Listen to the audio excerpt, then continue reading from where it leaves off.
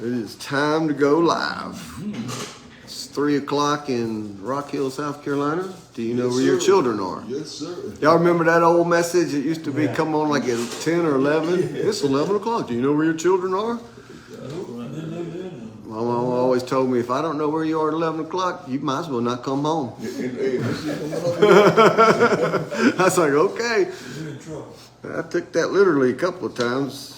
And then I come home and my stuff was sitting outside. I was like, what you doing, Mama? She said, I told you. Yeah, you didn't believe me. I'm such a small town. I knew someone would see me and tell my parents, and then I'd be dead. Yeah. Zip code EIEO.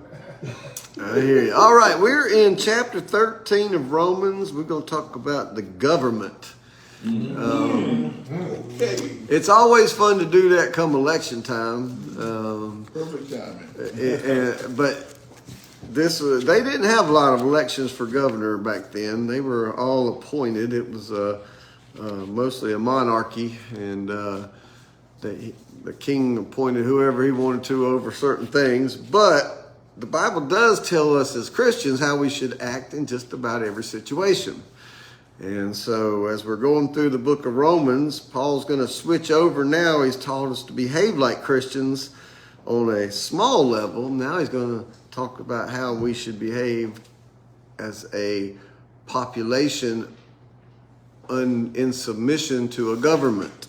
And let me put a couple of disclaimers out there. I was raised in a military family. I'm an ex-Navy guy, and I have huge pride for our country. I'm a patriot. I hate it when people talk bad about our country. I hate when people disrespect the offices that are representations of us. But I don't have a problem with people talking about an individual. However, when you get to the point to where you're saying things that would be hurtful, then you've got, I challenge your behaving like a Christian. We're going through a time where I don't think most of us sitting at this table have ever seen such a hostile environment in our political parties. And I think we can learn something from what we're going to read. So with that being said, and if I sound a little nasally, probably because I'm getting over hopefully a sinus infection. If it's not a sinus infection, it's probably something like COVID. So, We all messed up. I don't know what it is. I drive little children around all day long during the weekdays, and these are telling what kind of crud I'm exposed to. I got a bunch of pollen level was ultra high this morning. So yeah. So it is ragweed season and a couple other things. So anyway, I apologize if I sound a little nasally. So let's go on with this, and let's look at verse 1 where it says, "Let every soul be subject to the governing authorities, for there is no authority except from God, and the authorities that exist are appointed by God." Well.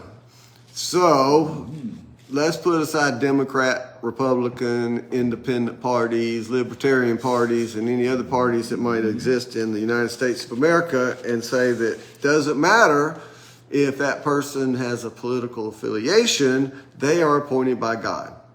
Amen. And that means we should have respect for that positional authority.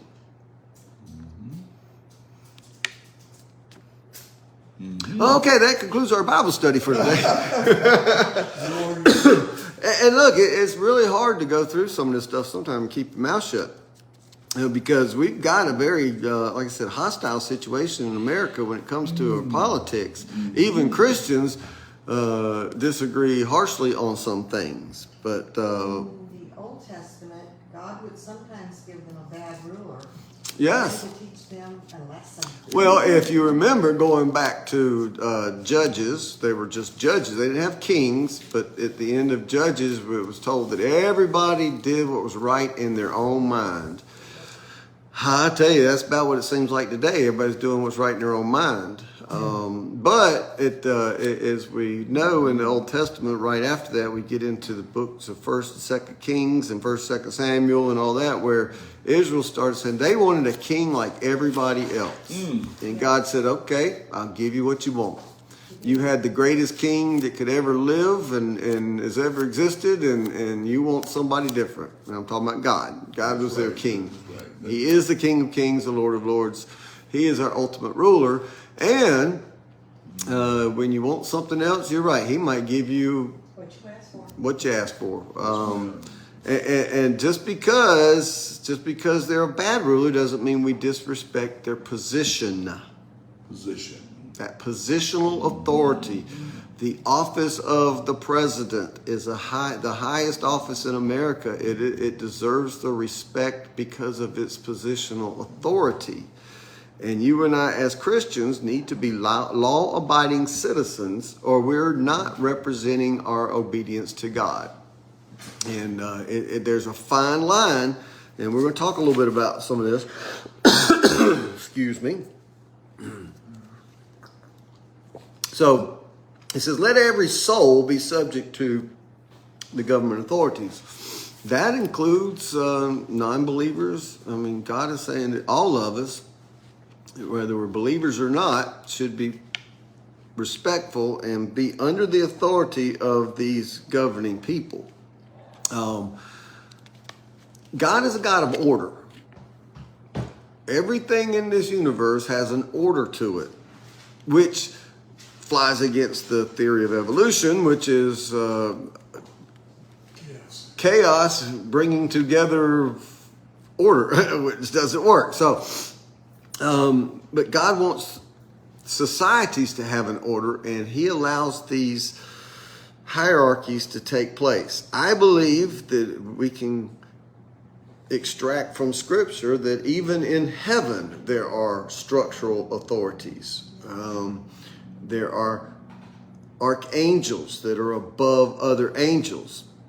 There are, we're told that we're going to rule and reign with Christ for 1,000 years.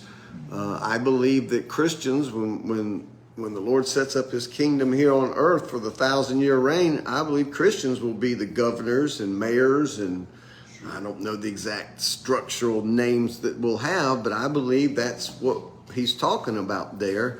And right now, we are to put ourselves under the authority of governing people, because nobody is in place in leadership of a country without God allowing it to happen.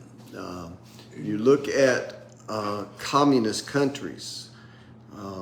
Dennis and I have been to Cuba more times than gosh, probably 10 or 12 times by now. I don't know. I can't keep up with it. And God has allowed a very bad government to rule the people there. But in that, the church is exploding.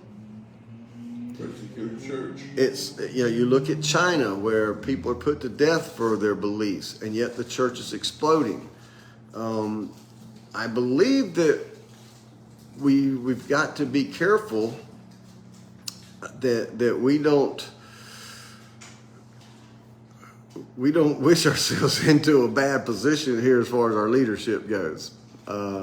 As a church, we're one of the few countries in the world where we still have freedom of speech to preach the gospel, to speak the truth, and yet we're probably one of the least evangelistic countries in the world.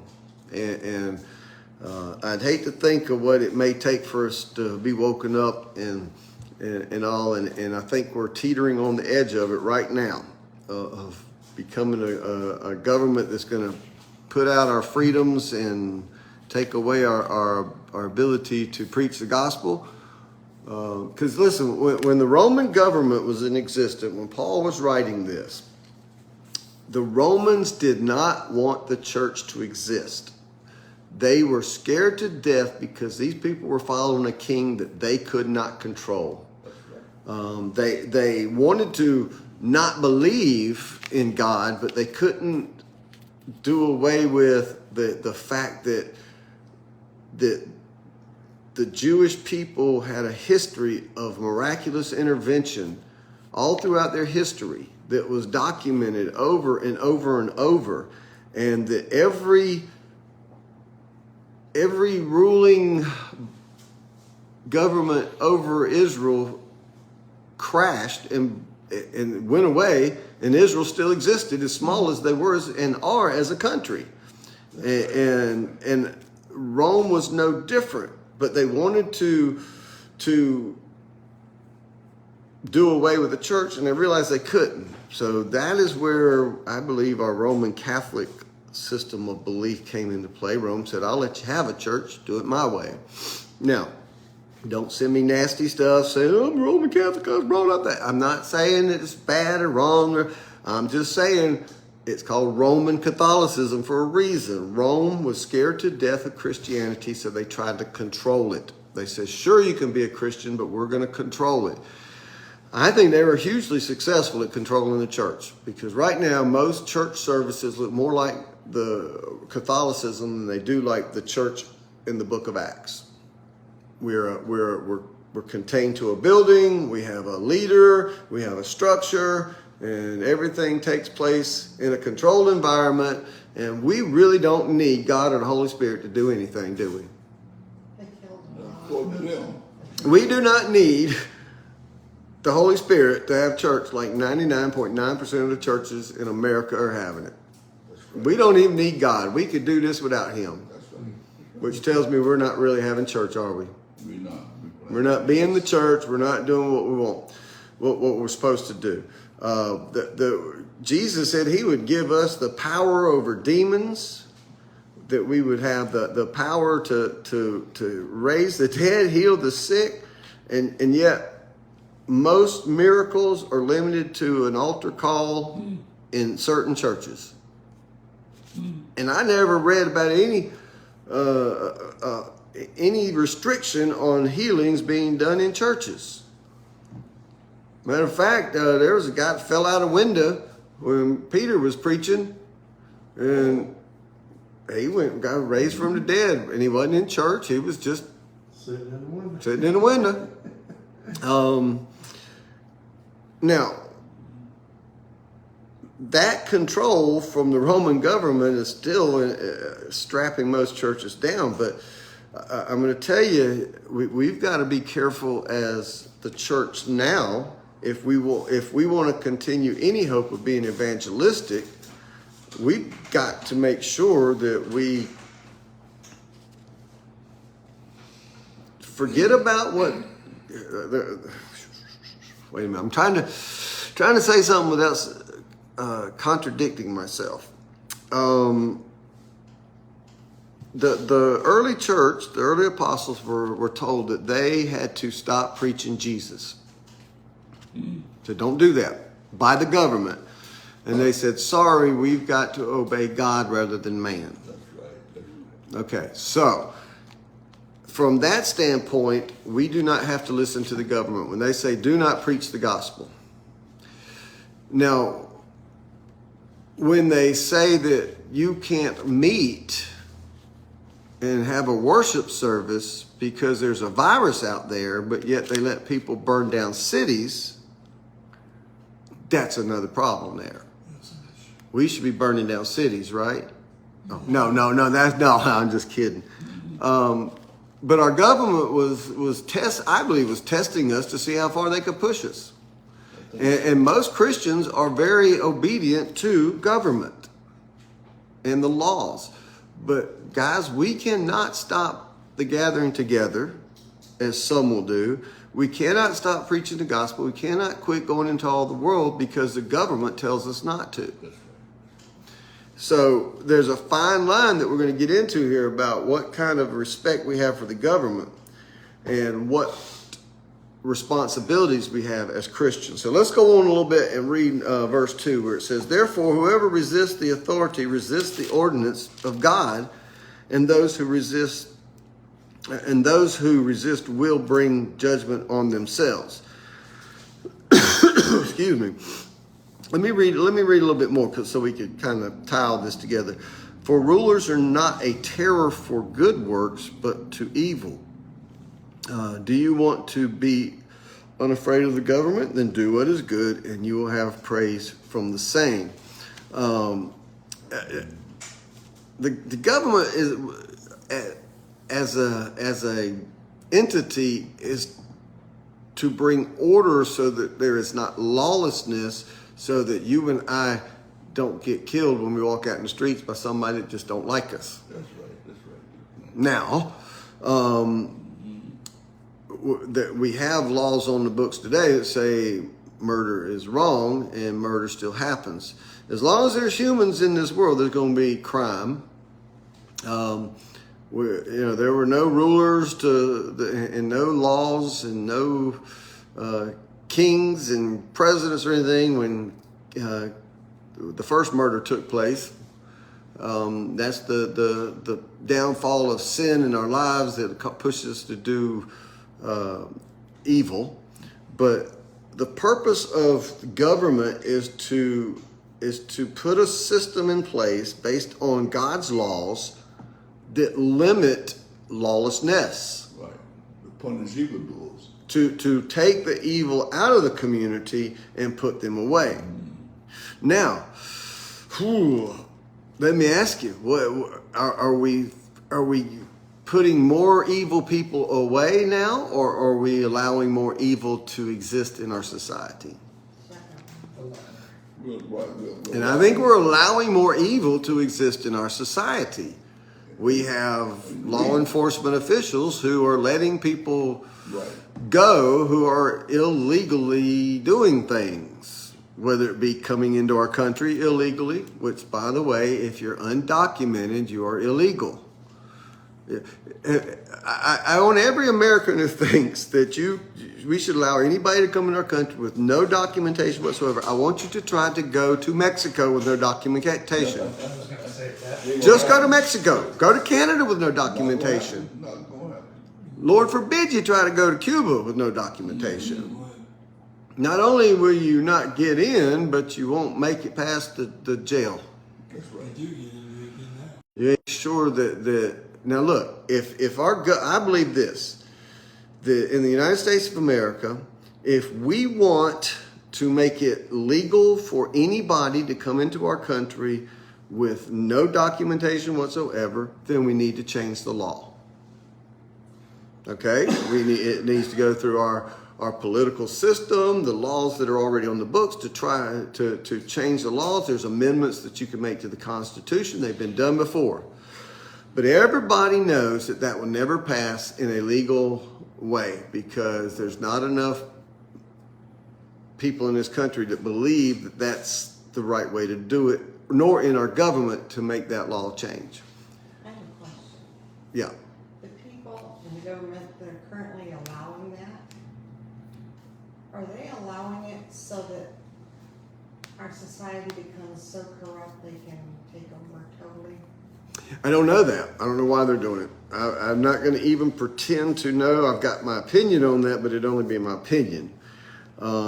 Just from a standpoint of fact, it's illegal for somebody to come into our country without documentation, regardless of why you're coming.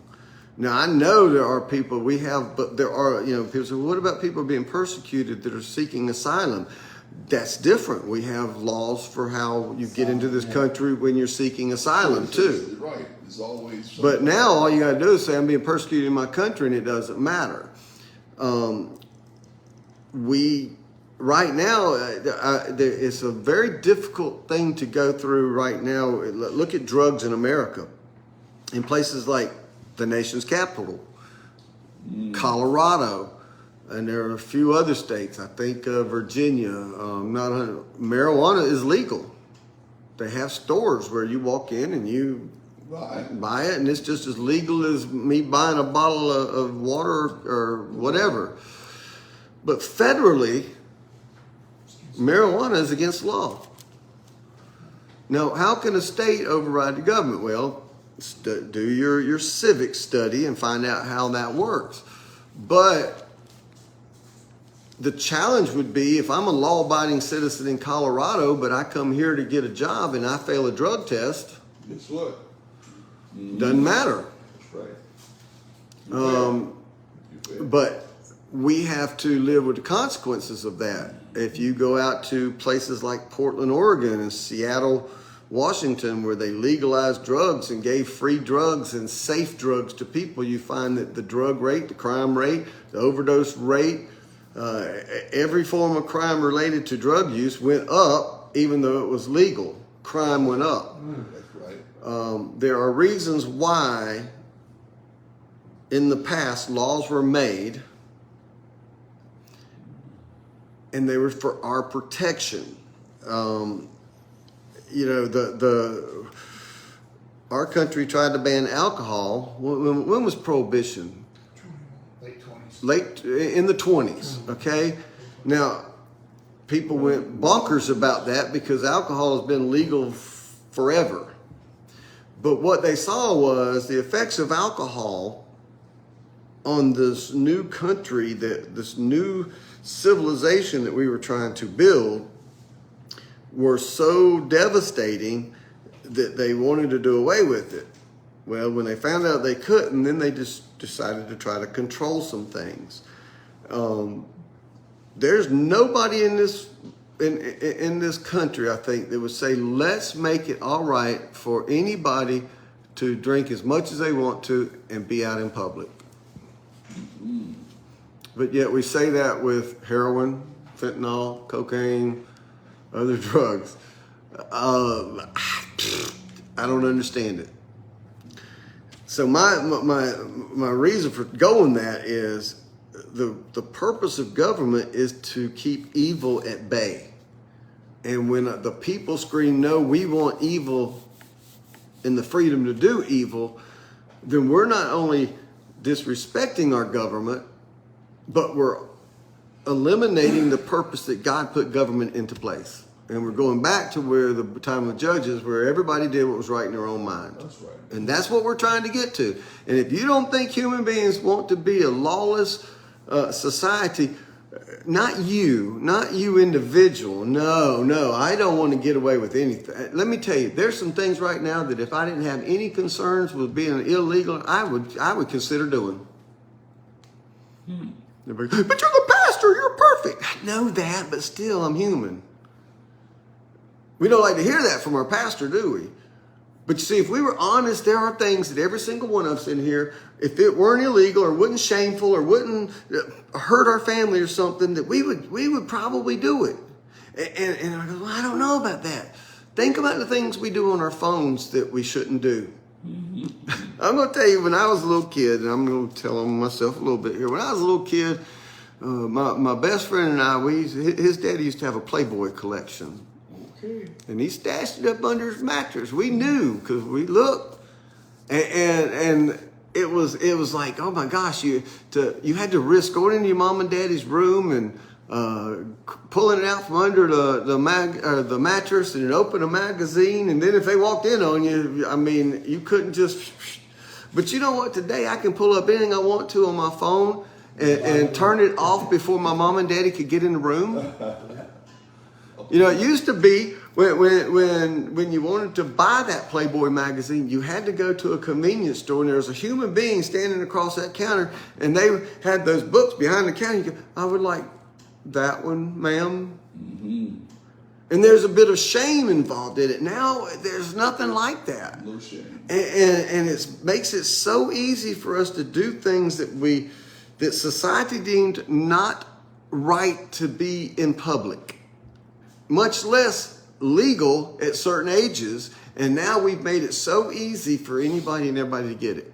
And so when we talk about having respect for our government, we have to realize that God put government in place, first of all, because thanks Israel. They wanted a king like everybody else. God gave it to them. But God said, I'm putting this into place because there's got to be some kind of law and order. There's got to be some check on evil, and that's what government is.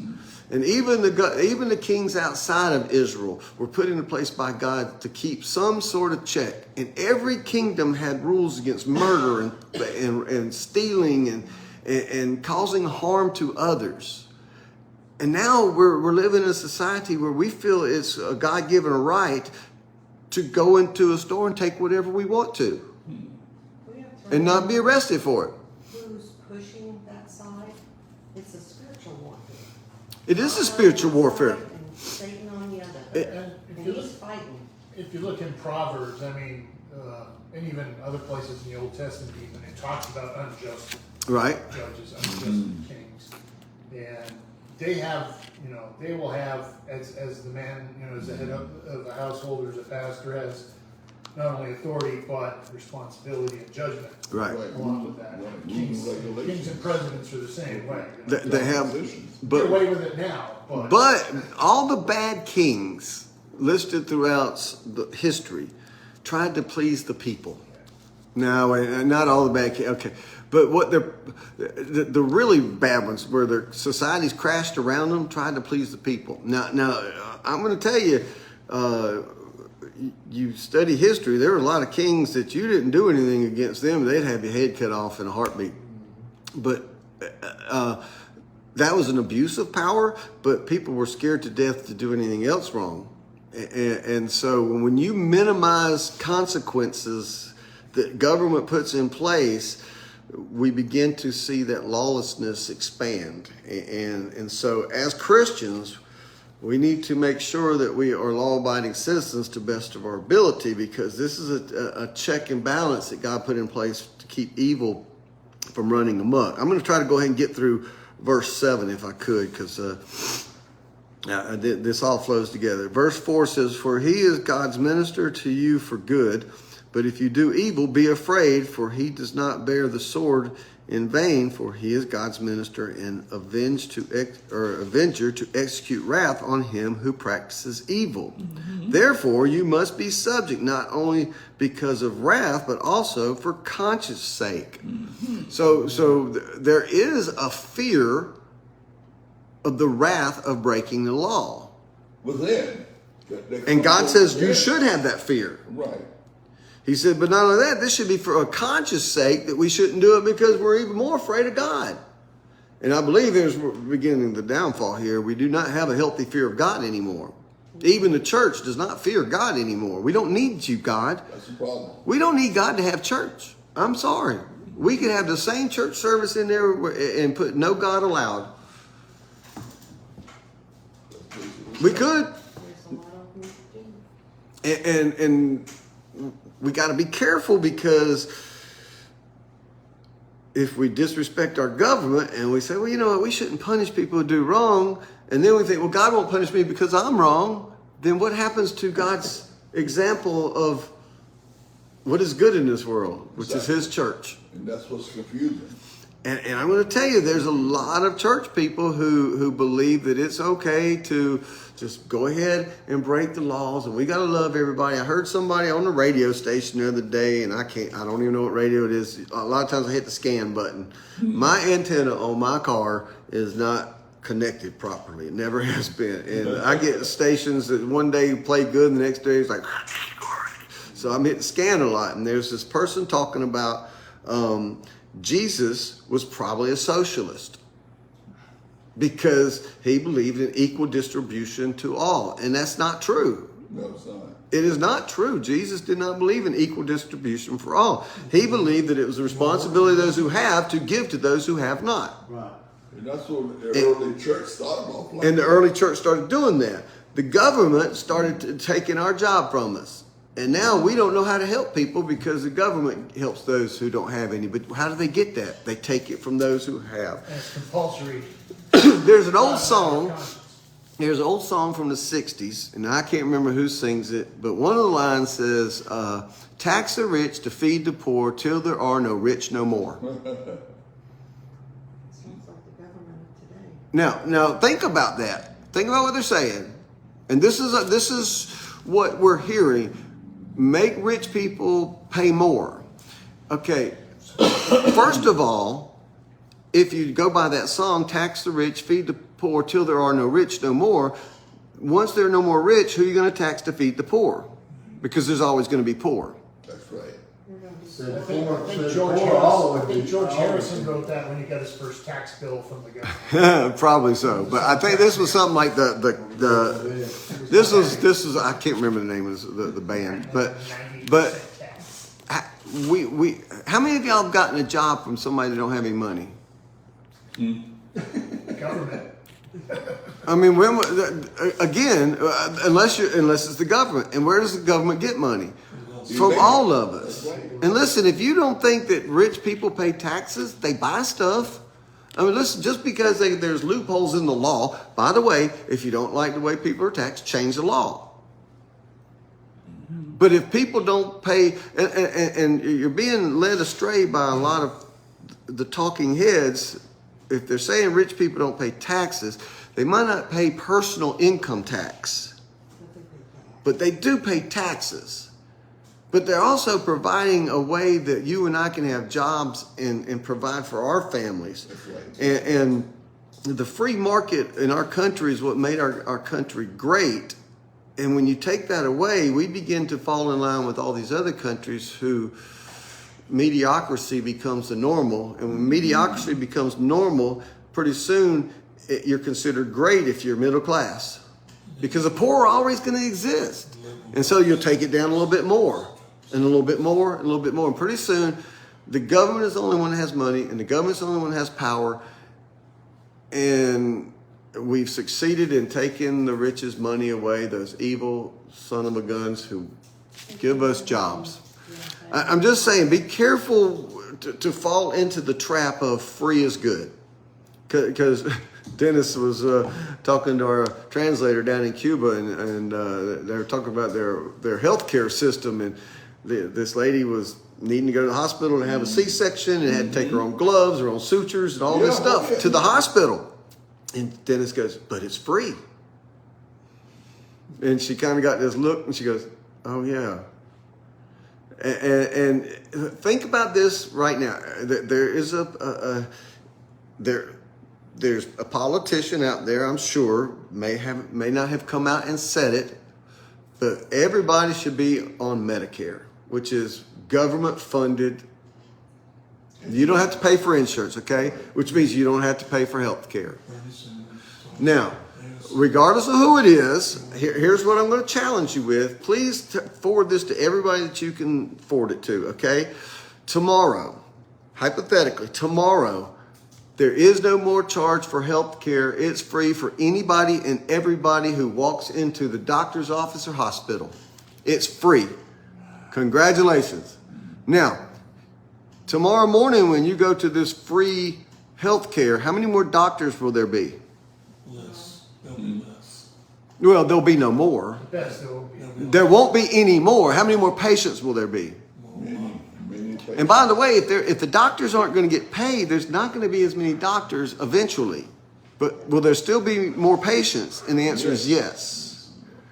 You can't give away something that I've worked years and years and years to learn how to do. You can't make me do it for free and expect me to do it as good free. But free is not good. Nobody should be turned away if they need life-saving medicine or treatment. And nobody in this country is. When you go to the hospital, they don't say, hold on, let me run your credit report. If you've been in a car wreck and you need life-saving surgery, they do it. But to say that tomorrow it's all free because health care is a right, it's not a right. There is no right to health care. There's a right to humane treatment. But I digress. So let me read on through this, and then we're going to wrap it up because I got church here happening in a minute. Verse 6 is where I left off. For because of this, you must also pay taxes. God, dog it. Why did God put that in there? Render to Caesar what Caesar's. Thank you. Render unto Caesar what is Caesar's. It's okay to pay taxes. And it says right here, pay taxes, for they are God's ministers attending continually to this very thing. Render therefore all their due. Taxes to whom taxes are due. Customs to whom customs. Fear to whom fear. Honor to whom honor. That's what Christians should live under. We should be tax-paying, law-abiding citizens who not only fear breaking the law, but honor those who enforce the law. That's what that last verse says, to sum it all up. I encourage you to do something as we're going into, and by the way, if you want to read another little bit about, there's not a whole lot in the Bible about this, but 1 Peter chapter 2, verses 13 through 17 talks about our responsibilities to government.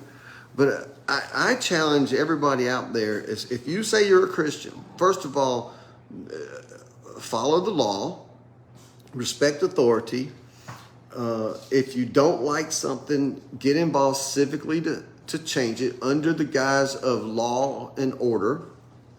I don't think it's God's way to take to the streets and burn buildings down and block traffic and all that. I don't think God wants us to do that. By the way, if the church gets out there and shuts down 77, who's going to come to church next week? Arsonists. They're not going to be, oh, those good church people right there standing up for what's right. No. We could also run for office. You could run for office. You could get involved. But listen, paying taxes has been done as long as there's been governments. The customs and those things that are rendered to our officials are put in place by God.